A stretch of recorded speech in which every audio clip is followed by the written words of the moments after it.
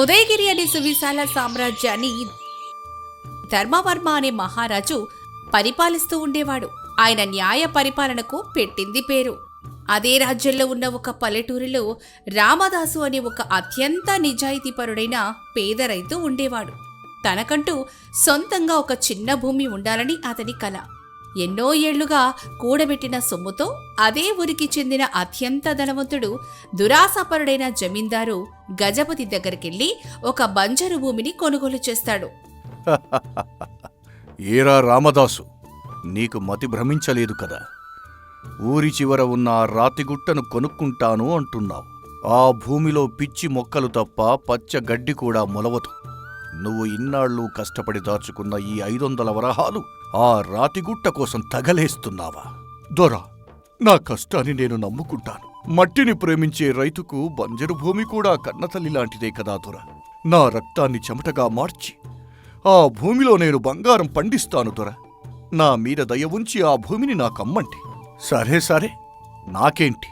ఆ పనికి మాలిన భూమికి నువ్వు డబ్బులు ఇస్తానంటే వద్దంటానా? ఇదిగో భూమి దస్తావేజులు. ఇక ఆ భూమి నీదే. అందులో నువ్వు బంగారం పండించుకుంటావో లేక ఆ రాళ్లు కొరుక్కుని ఆకలి తీర్చుకుంటావో నీ ఇష్టం. వెళ్ళో. రామదాసు ఎంతో ఆనందంగా ఆ పత్రాలు తీసుకుని తన కొడుకు శివతో కలిసి ఆ బంజరు భూమిని దున్నడానికి వెళ్తాడు. శివ ఎంతో విద్యావంతుడు, తండ్రికి తగ్గ నిజాయితీ గలవాడు. ఇద్దరూ కలిసి పగలంతా ఆ భూమిలో ఉన్న రాళ్లను పక్కకు తీస్తూ నేలను చదును చేస్తుంటారు. అకస్మాత్తుగా శివ పలుగుకు నేలలో ఏదో గట్టిగా తగులుతుంది. నాన్నా, ఇక్కడ చూశారా? నేలలో నా పలుగుకు ఏదో లోహపు వస్తువు తగిలిన శబ్దం వస్తోంది. బహుశా ఏదైనా పెద్ద రాయి ఉంటుంది. ఇటు రండి నాన్నా, ఇద్దరం కలిసి తీద్దాం. ఇది రాయిలాగా లేదురా శివ. ఏదో పాతకాలపు రాగికుండలా ఉంది. చాలా బరువుగా కూడా ఉంది. జాగ్రత్తగా పైకి తీద్దాం, పట్టుకో. ఇద్దరు కలిసి ఆ కుండను బయటకు తీస్తారు. ఆ కుండ మూత తీసి చూడగానే ఇద్దరి కళ్ళు బయళ్లు కమ్ముతాయి. ఆ కుండ నిండా తలతలలాడే అపరంజి బంగారు నాణాలు ఉంటాయి. సూర్యరశ్మికి ఆ నాణాలు ఒక మాయా కుండలాగా మెరిసిపోతూ ఉంటాయి. అబ్బా నాన్నా, ఇదేమిటి? కలలో కూడా ఇంత బంగారం మనం చూసి ఉండము. ఈ బంజరు భూమిలో కనకవర్షం కురిసింది నాన్న. మన దరిద్రం తీరిపోయింది. ఆగు శివ, ఆనందపడకు. ఈ బంగారం మనది కాదు నాయనా. మనది కాకపోవడం ఏమిటి నాన్న? ఈ భూమిని మీరు మీ కష్టార్జితంతో కొన్నారు. ఈ భూమిలో దొరికిన ప్రతి దానిపైన మనకే హక్కు ఉంటుంది కదా. లేదు నాయన, నేను జమీందారు గారి దగ్గర కొన్నది కేవలం వ్యవసాయం చేసుకోవటానికి. ఈ పై మట్టిని మాత్రమే. నా చెమట చింతించి నేను పండించుకునే పంట మాత్రమే నా సొంతం. కష్టం చెయ్యకుండా భూమిలో నుంచి దొరికిన ఈ రహస్య నిధి మీద నాకు ఎలాంటి హక్కు లేదు. ఇది ఇతరుల సొమ్ము. ఇతరుల సొమ్ము పాముతో సమానమురా. ఈ క్షణమే దీన్ని తీసుకువెళ్లి ఆ జమీందారు గజపతికి అప్పగించేద్దాం. మీ ధర్మనిరతికి నా శిరస్సు వంచి నమస్కరిస్తున్నాను నాన్న. మీరు చెప్పిందే నిజం. అవసరం లేని సంపద అహంకారాన్ని ఇస్తుంది. మనం కొన్నది మట్టిని, బంగారాన్ని కాదు. పదండి, ఆ గజపతి దొరకే ఈ మాయాకుండని ఇచ్చేద్దాం. రామదాసు ఆ బంగారు కుండను ఒక పాత వస్త్రంలో మూటగట్టుకొని గజపతి ఇంటికి వెళతాడు. గజపతి తన విశాలమైన గదిలో ద్రాక్ష పండ్లు తింటూ ఉంటాడు. ఏమిటి రామదాసు, భూమి కొన్న ఒక్కరోజుకే మళ్లీ నాగుమ్మం తొక్కావు? ఆ రాతిగుట్టలో వ్యవసాయం చేయడం నీ వల్ల కావడం లేదా? డబ్బులు వెనక్కిమ్మని అడగడానికి వచ్చావా? నేను ఒక్క రాగి కాసు కూడా తిరిగివ్వను. మర్యాదగా వెళ్ళిపో. అపార్థం చేసుకోకండి దొర. నేను డబ్బులు వెనక్కి అడగడానికి రాలేదు.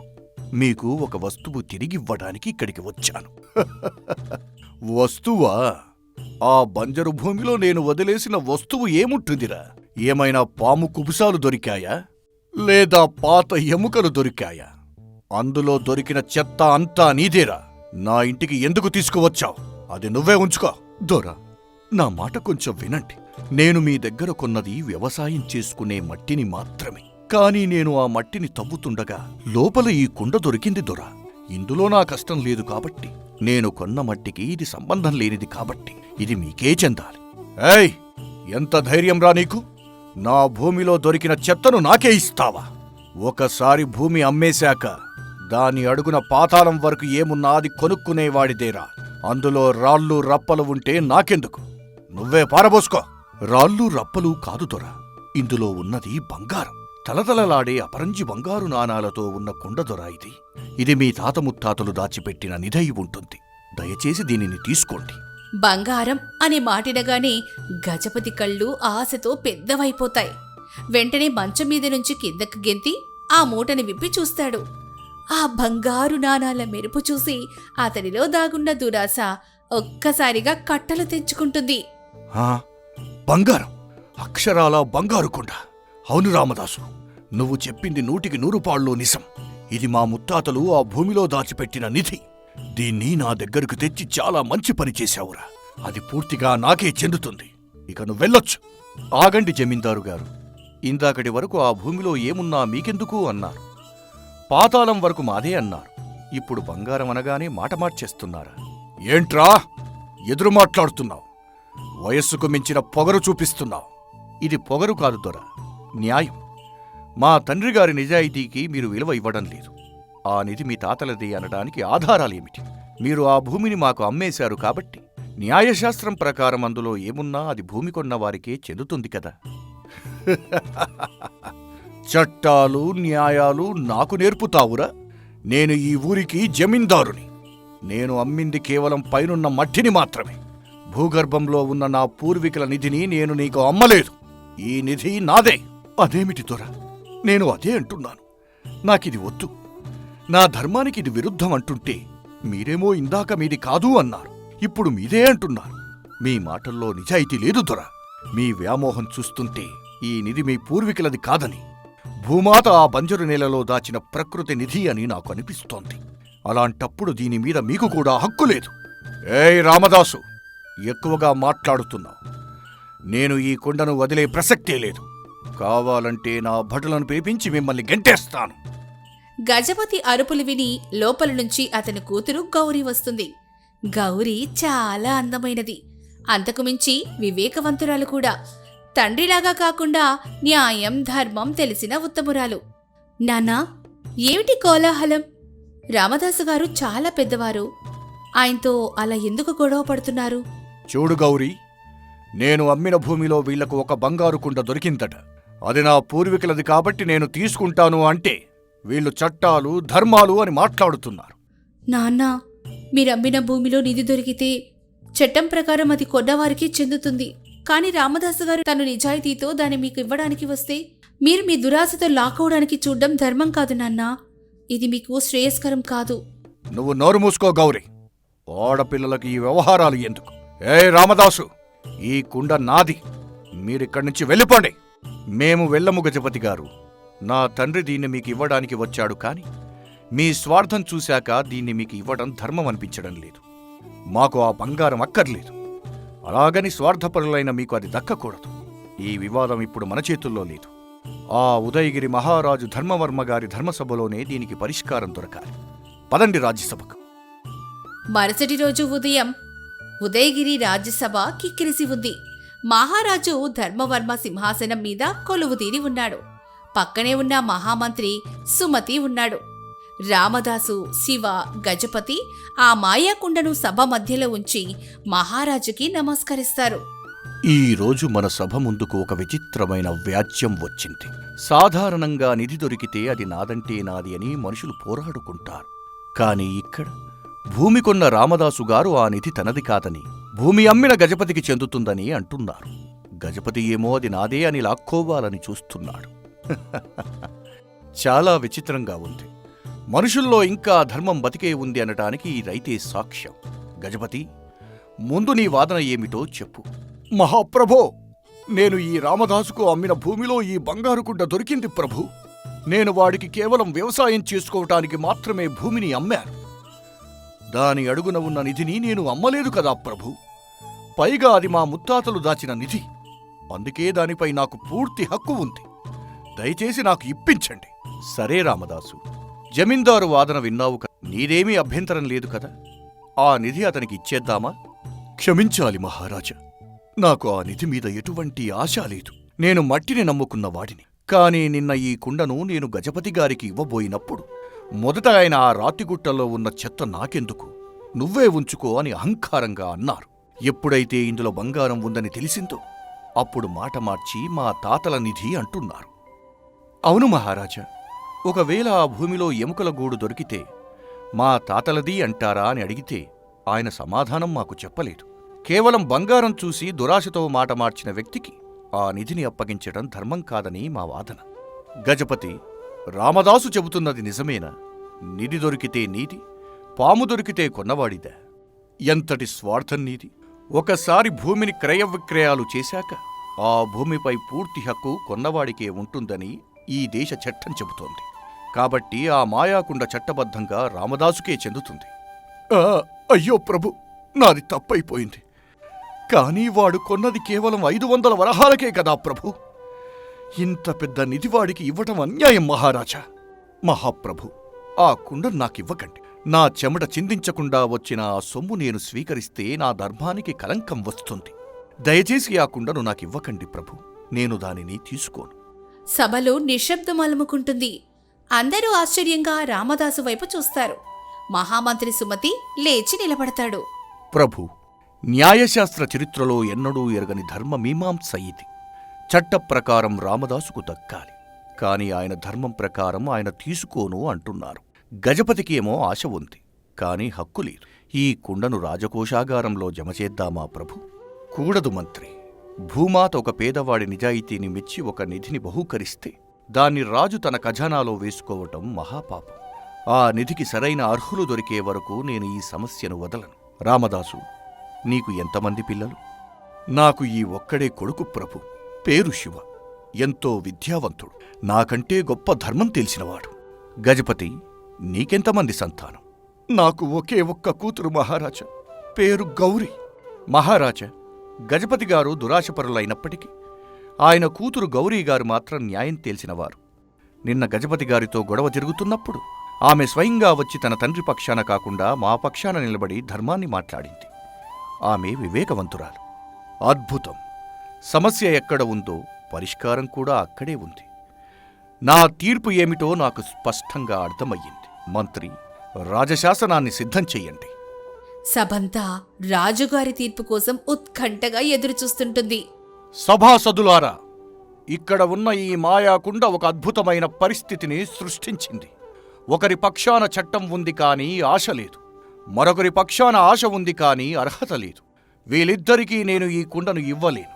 కాని ఈ ఇరు కుటుంబాలలో ధర్మం తెలిసిన ఒక కొత్త తరం ఉంది. రామదాసు కొడుకు శివ, గజపతి కూతురు గౌరి. ప్రభు, మీరు ఏమంటున్నారో నాకు అర్థం కావటం లేదు. గజపతి, నీలో స్వార్థం మెండుగా ఉంది, కానీ నీ కూతురిలో న్యాయం ఉంది. రామదాసులో నిజాయితీ ఉంది, అతని కొడుకులో ధర్మం ఉంది. అందుకే ఉదయగిరి సార్వభౌముడిగా నేను ఇస్తున్న తీర్పు ఏమిటంటే, ఈ వచ్చే పౌర్ణమి ఘడియలలో రామదాసు కొడుకు శివకు, గజపతి కూతురు గౌరీకి అత్యంత వైభవంగా వివాహాన్ని జరిపించాలి. మహాప్రభు, నేనొక పేద రైతును. గజపతి గారు కోటీశ్వరుడు. మాకు వియ్యమేమిటి ప్రభు? నీ నిజాయితీ ముందు అతని కోట్లు గడ్డి పరకతో సమానం రామదాసు. ఇక ఈ నిధి విషయానికొస్తే, ఈ మాయాకుండను గజపతికి ఇవ్వను, రామదాసుకు ఇవ్వను. ఈ కుండను ఆ కొత్త దంపతులైన శివ, గౌరీలకు ఉదయగిరి రాజ్యం తరపున వివాహ కానుకగా అందజేస్తాను. సభలోని వారంతా రాజుగారి తీర్పు విని ఆనందంతో చప్పట్లు కొడతారు. గజపతి, నీకు ఈ తీర్పు సమ్మతమేనా? ఈ నిధి నీ కుటుంబానికే వస్తుంది, కానీ నీ దురాశకు కాదు. నీ కూతురి భవిష్యత్తుకు, పైగా రామదాసు లాంటి ధర్మాత్ముని ఇంటికి నీ కూతురు వెళ్లడం నీ అదృష్టం. ఏమంటావు? నన్ను క్షమించండి మహాప్రభు. మీ తీర్పు నా కళ్లను తెరిపించింది. ధర్మం ముందు నా అహంకారం తలవంచింది. నా కూతురిని శివలాంటి ఉత్తముడికి ఇచ్చి పెళ్లి చేయడం కన్నా నాకు వేరే ఆనందమే లేదు. నా దురాశను మీ వివేకంతో తుడిచేశారు. మీకు నా హృదయపూర్వక నమస్కారాలు. మహారాజా, మీరు సాక్షాత్తు ఆ భగవంతుడి ప్రతిరూపం ప్రభు. ఒక పేదవాడి నిజాయితీకి ఇంతకన్నా గొప్ప బహుమతి ఏముంటుంది?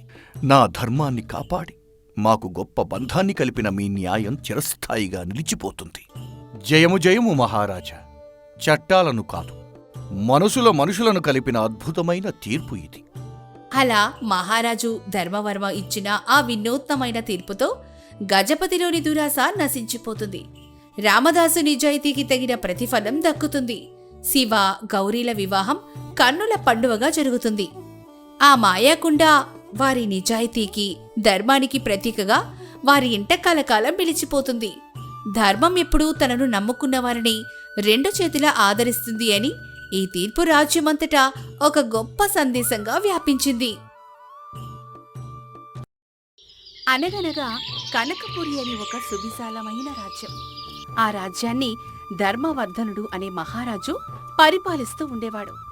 ఆయన చాలా నెమ్మదస్తుడు, శాంత స్వభావుడు. అయితే ఆయన ఆస్థానంలో సుంఖనాథుడు అనే ఒక మంత్రి ఉండేవాడు. పేరుకు తగ్గట్టుగానే ఆ మంత్రికి సుంకాలు అంటే పన్నులు విధించడమంటే ఎనలేని ఆసక్తి.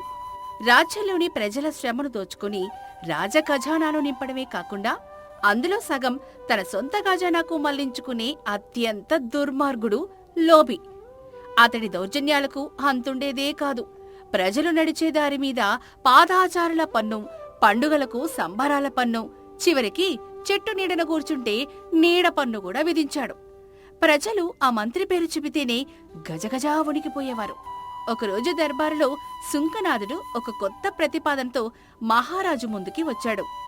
మహారాజా, మన కనకపురి రాజ్యాన్ని మరింత సుసంపన్నంగా మార్చడానికి రాత్రి నాకు అద్భుతమైన ఆలోచన వచ్చింది.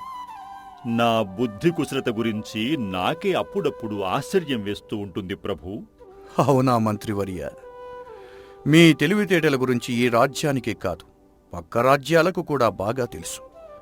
ఇంతకీ ఏమిటా అద్భుతమైన ఆలోచన? మహారాజా, మన ప్రజలు పనిచేయడం కన్నా కబుర్లు చెప్పుకోవడానికి ఎక్కువ సమయం వృధా చేస్తున్నారు. ఎక్కడ చూసినా గుంపులు గుంపులుగా చేరి వ్యర్థ ప్రసంగాలు చేస్తున్నారు. దీనివల్ల రాజ్యంలో ఉత్పాదకత తగ్గిపోతోంది. కాబట్టి నేను మాటల పన్ను విధించాలని నిర్ణయించాను.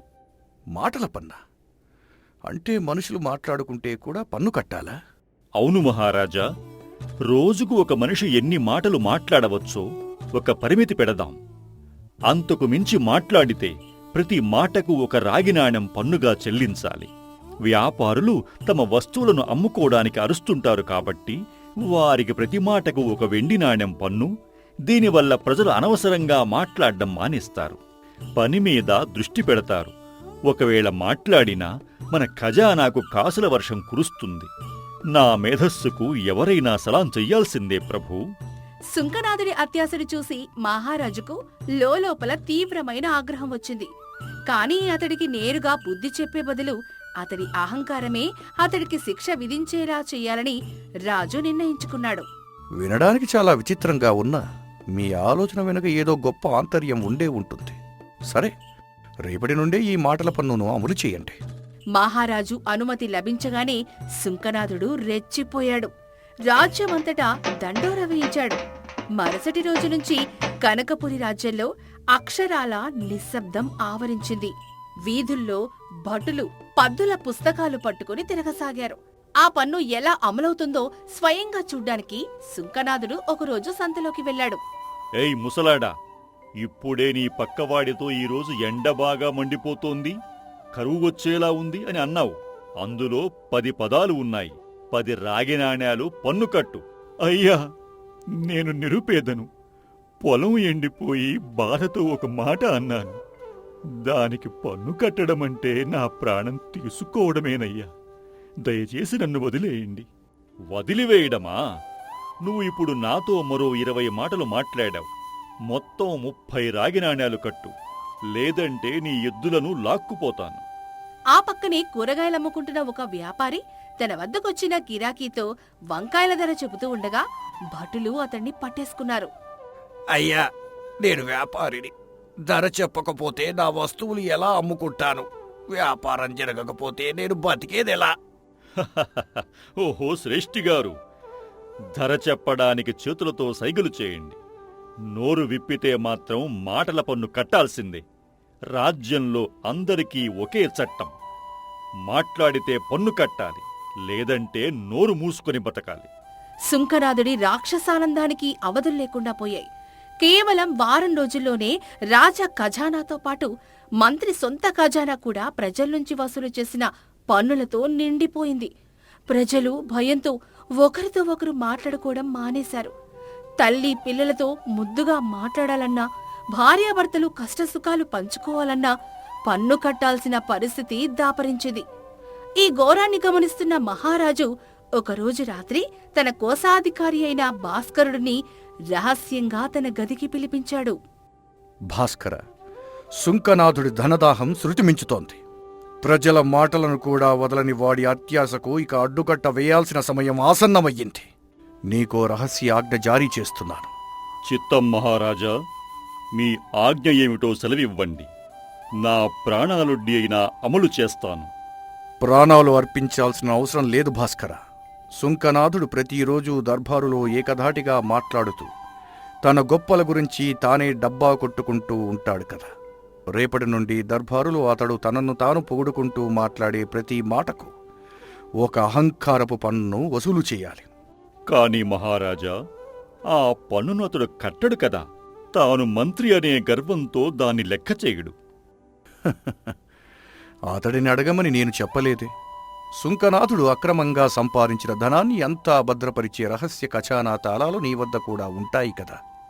దర్బారులో అతడు తన సొంత గొప్పలు చెప్పుకుంటూ వాడే ప్రతి మాటకు 1000 బంగారు నాణేల చొప్పున పన్నుగా పరిగణించి ఆ రోజు రాత్రి నుండే అతని సొంత ఖజానా నుండి ఆ మొత్తాన్ని మన రాజ ఖజానాకు బదిలీ చెయ్యి. ఈ విషయం అతడికి గాని మరెవరికీ గాని తెలియకూడదు. అద్భుతమైన వ్యూహం మహారాజా. ఇతరుల మాటలకు పన్ను వేసినవాడు తన గొప్పల వల్ల తన సంపదనే కోల్పోతాడన్నమాట. మీ ఆజ్ఞను తూచా తప్పకుండా పాటిస్తాను. మరుసటి రోజు దర్బారు ప్రారంభమైంది. సుంకనాథుడు ఎప్పటిలాగే గర్వంతో విర్రవీగుతూ సభలోకి అడుగుపెట్టాడు. ప్రజల్నుంచి వసూలు చేసిన పన్నుల గురించి మహారాజుకి వివరిస్తూ తనను తాను ఆకాశానికి ఎత్తుకోవడం మొదలెట్టాడు. మహారాజా, చూశారా నా తెలివితేటలు? ఈ మాటల పన్ను వల్ల కేవలం 10 రోజుల్లోనే ఖజానాకు 10,000 వరహాలు వచ్చి చేరాయి. ఈ భూమండలం మీద నా అంతటి రాజనీతిజ్ఞుడు, నా అంతటి మేధావి మరొకరు లేరు.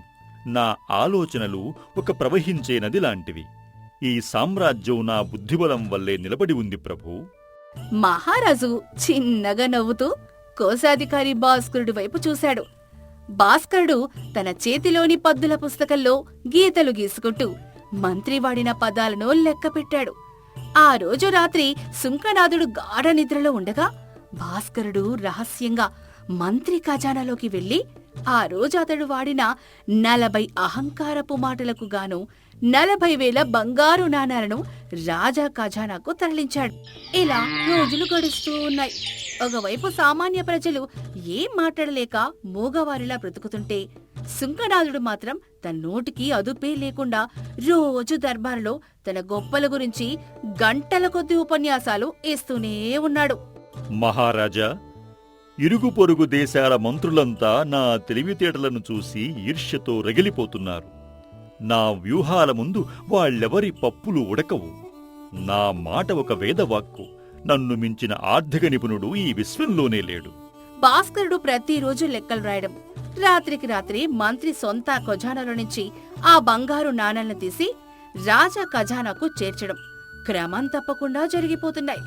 తన మాటల వల్లే తన సంపద హరించుకుపోతోంది అన్న కనీస స్పృహ కూడా ఆ మంత్రికి లేదు. తాను ఎంత గొప్పవాడినో చాటుకోవాలనే పిచ్చిలో అతడు రోజురోజుకి ఎక్కువ మాట్లాడడం మొదలెట్టాడు. ఇలా సరిగ్గా 4 రోజులు గడిచింది. సుంకనాథుడి భార్య ఒకరోజు అతడి వద్దకు వచ్చి, పక్క రాజ్యంలోని రాజుగారి భవనం కంటే గొప్ప భవనాన్ని మనకోసం నిర్మించాలని, అతనికి అవసరమైన స్థలాన్ని వజ్ర వైడూర్యాలను కొనుగోలు చేయాలని కోరింది. దానికింత ఆలోచన ఎందుకు దేవి? నా ఖజానాలో కుబేరుడికి మించిన సంపద ఉంది. నేను తలుచుకుంటే 1 వారం రోజుల్లోనే ఆకాశాన్ని అంటే మేడ కట్టిస్తాను. ఇప్పుడే వెళ్లి నా ఖజానాలోని బంగారాన్ని తీసుకువస్తాను అని ఎంతో ఉత్సాహంగా సుంకనాథుడు తన ఇంటి అడుగు భాగంలో ఉన్న అతి పెద్ద సొరంగ ఖజానా వద్దకు వెళ్లాడు. తాళాలు తీసి తలుపులు తెరిచి లోపలికి అడుగుపెట్టాడు. కాని లోపల దృశ్యం చూసి అతడి గుండె ఆగినంత పనైంది. బంగారు రాసలతో నిండి ఉండాల్సిన ఆ గది కాస్త దాదాపుగా ఖాళీగా ఉంది. అక్కడక్కడా కొన్ని వెండి, రాగి నాణాలు మాత్రమే చెల్లాచెదురుగా పడున్నాయి. సుంకనాథుడికి ఊపిరే ఆడలేదు. అతడి కాళ్ల కింది నేల కదిలిపోయినట్లు అనిపించింది. దొంగలు నా ప్రాణానికి ప్రాణమైన నా సంపదను ఎవరో దోచుకెళ్లారు. అయ్యో, నా అదృష్టం కాలిపోయిందే. నన్ను నిలువునా ముంచేశారే. ఏడుస్తూ కేకలేసుకుంటూ సుంకనాథుడు నేరుగా మహారాజు దర్బార్కి పరిగెత్తుకుంటూ వచ్చాడు. అతడి జుట్టు చెదిరిపోయింది. కళ్ళెంబడి నీళ్లు కారుతున్నాయి. సభలోని వారంతా ఆశ్చర్యంగా అతడి వంక చూడసాగారు. మహారాజా, ఘోరం జరిగిపోయింది. అనర్థం జరిగిపోయింది ప్రభూ. నా ఇంట్లో మహా దొంగతనం జరిగింది. నేను ఎంతో కష్టపడి కూడబెట్టుకున్న బంగారమంతా రాత్రికి రాత్రే ఆవిరైపోయింది. నా ఇంటికి కట్టుదిట్టమైన కాపలా ఉంది. అయినా సరే వాడు అంత సంపదను ఎలా మాయం చేశాడో అర్థం కావటం లేదు. మీరు వెంటనే విచారణ జరిపించి ఆ దొంగను పట్టుకోవాలి ప్రభూ. శాంతించు సుంకనాథ. నీలాంటి మహామేధావి నిరంతరం అప్రమత్తంగా ఉండే నీ ఇంట్లోనే దొంగతనం జరగడం నిజంగా ఆశ్చర్యమే. ఎవరక్కడ? కోశాధికారి భాస్కరుణ్ణి వెంటనే సభకు తీసుకురండి. క్షణాల్లోని భాస్కరుడు ఒక పెద్ద పద్దుల పుస్తకంతో సభలోకి ప్రవేశించాడు.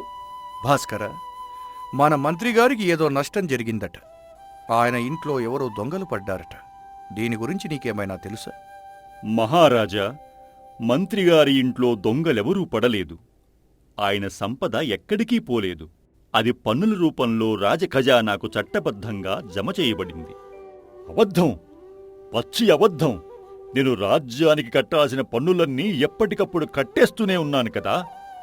నా సొంత ఖజానాలోంచి డబ్బు తీసుకువెళ్లడానికి మీకెవరు అధికారం ఇచ్చారు? ఏ పన్ను కింద నా డబ్బును లాక్కున్నారు? కోశాధికారి, మంత్రిగారికి ఏ పన్ను కింద ఆ డబ్బు వసూలు చేశారో ఆ లెక్కలేమిటో చదివి వినిపించండి. చిత్తం మహారాజా. వివరాలు ఇలా ఉన్నాయి. గత నెల 1వ తేదీన మంత్రిగారు ఈ భూమండలం మీద నా అంతటి రాజనీతిజ్ఞుడు లేడు అని 15 మాటలు వాడారు. ఒక్కో మాటకు 1000 బంగారు నాణ్యాల చొప్పున 15,000 నాణ్యాలు పన్ను కింద వసూలు చేయబడింది. 3వ తేదీన నా అద్భుత మేధస్సుకు ఆకాశమే హద్దు అని 10 మాటలు వాడారు. దానికి 10,000 నాణ్యాలు. 10వ తేదీన నన్ను మించిన ఆర్థిక నిపుణుడు ఈ విశ్వంలోనే లేడు అని అన్నారు. దానికి 12,000 నాణ్యాలు. ఆపండి, ఆపండి. ఏమిటిదంతా? నేను మాట్లాడిన మాటలకు 1000 బంగారు నాణ్యాలు పన్నా? ఇది ఏ చట్టం కిందికి వస్తుంది? ఇది అహంకారపు పన్ను సుంకనాథ. నువ్వే కదా సామాన్య ప్రజలు తమ బాధలు చెప్పుకోవడానికి మాట్లాడితే మాటల పన్ను విధించావు. పేద రైతు నోరు తెరిస్తే రాగి నాణాన్ని లాక్కున్నావు. వ్యాపారి వస్తువులు అమ్ముకోవడానికి అరిస్తే వెండి నాణ్యం లాక్కున్నావు. మరి వాళ్ళ మాటలకి అంత విలువుంటే నిన్ను నువ్వు కీర్తించుకుంటూ నీ అహంకారాన్ని ప్రదర్శించుకుంటూ మాట్లాడిన గొప్పల మాటలకు ఇంకెంత విలువ ఉండాలి. అందుకే నీ ప్రతి అహంకారపు మాటకు 1000 బంగారు నాణాలు పన్నుగా విధించాను. నీ నోటి దురదే నీ సంపదను హరించుకుపోయింది. ఆ మాటలు వినగానే సుంకనాథుడికి గుండె ఆగినంత పనైంది. తను తీసిన గోతిలో తానే పడ్డానని అతడికి అర్థమైంది. ఇతరుల గొంతునకి తాను సంపాదించిన పాపపు సొమ్మంతా తన సొంత నోటి ద్వారానే హరించుకుపోయిందని తెలిసి కుప్పకూలిపోయాడు. మహారాజా, నా తప్పు నాకు తెలిసొచ్చింది. అత్యాశ నన్ను అంధుడిని చేసింది. అహంకారంతో నేనేం మాట్లాడుతున్నానో నాకే తెలియకుండా పోయింది. నన్ను క్షమించండి ప్రభూ. ఈ మాటల పన్నును వెంటనే రద్దు చేయండి. మాటల పన్నును రద్దు చేయడం కాదు సుంకనాథ, నిన్ను మంత్రి పదవి నుండి రద్దు చేస్తున్నాను. ప్రజలను పీడించి ఆనందించేవాడు పాలకుడు అనిపించుకోడు, రాక్షసుడు అనిపించుకుంటాడు. నీ నుండి వసూలు చేసిన సంపదను తిరిగి ప్రజలకే పంచిపెడతాను. నీకు మిగిలిన ఆ కొద్దిపాటి సంపదతో ఒక సామాన్యుడిలా బతకడం నేర్చుకో. అప్పుడే 1 రూపాయి సంపాదించడం వెనుక ఎంత చెమట ఉందో నీకు అర్థమవుతుంది. మహారాజు ఆజ్ఞ మేరకు సుంకనాథుణ్ణి మంత్రి పదవి నుంచి తొలగించారు. ఆ రోజు దర్బారు నుంచి బయటకెళ్తున్న సుంకనాథుణ్ణి చూసి ఎవ్వరూ జాలే పడలేదు. రాజ్యమంతటా మళ్లీ ప్రజల మాటలు, నవ్వులు వినిపించడం మొదలయ్యాయి. తమ రాజు చేసిన న్యాయానికి ప్రజలంతా సంతోషంతో జయ జయధ్వానాలు చేశారు. సుంకనాథుడు మాత్రం ఒక సామాన్యుడిలా మిగిలిపోయి తాను చేసిన తప్పుల్ని తలుచుకుంటూ మౌనంగా ఉండిపోయారు. చూశారు కదా, ఇతరులను పన్నులతో పీడించే నోరు చివరికి తన గొప్పలకి ఎక్కువ మూల్యం చెల్లించుకుంటుంది. అత్యాశ, అహంకారం మనిషిని ఎప్పటికైనా పాతాళానికే తొక్కుతాయి. ఎంత సంపద ఉన్నా, ఎంత అధికారం ఉన్నా వినయం లేనివాడి పతనం అతడి సొంత మాటల ద్వారానే జరుగుతుందని ఈ కథే మనకి బోధిస్తోంది. ఈ కథ మీకు నచ్చితే మీ మిత్రులకు షేర్ చేయండి. ఇలాంటి మరెన్నో ఆలోచింపజేసే జీవిత సత్యాల కథల కోసం మా ఛానల్ని సబ్స్క్రైబ్ చేసుకోండి. ధన్యవాదాలు.